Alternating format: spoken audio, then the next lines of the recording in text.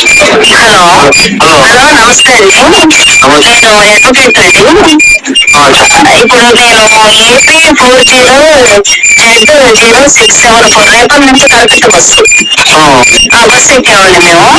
ఎక్కితే ladies seat ఇద్దరు gents కూర్చున్నారు. కూర్చుంటే వాళ్ళ రేపటి చెప్పేసి కండక్టర్ గారు చెప్తేనేమో నాకు బాధ్యత లేదు, నాకు సంబంధం లేదు, నాకు టికెట్ కొట్టుకోవడానికి సరిపోతుంది, నేను లేపను, మీరే లేపుకోండి అని అన్నట్టు మాట్లాడుతున్నారండి ఆయన.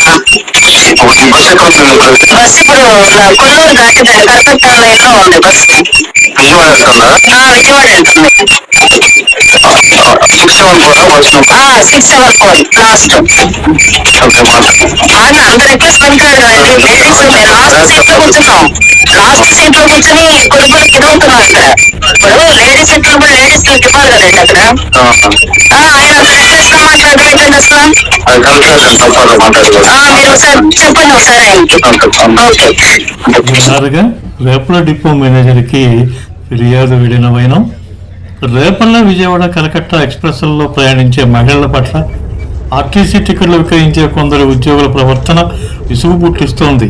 మహిళలకు కేటాయించిన సీట్లలో పురుషులు కూర్చుంటున్నారని కండక్టర్లకు మహిళలు ఫిర్యాదు చేసినప్పటికీ తమకు సంబంధం లేదని, మీరు చూసుకోవాలని భయపెట్టే విధంగా బదులిస్తున్నారు. దీంతో మహిళా ప్రయాణికులు ఆందోళన చెందుతున్నారు.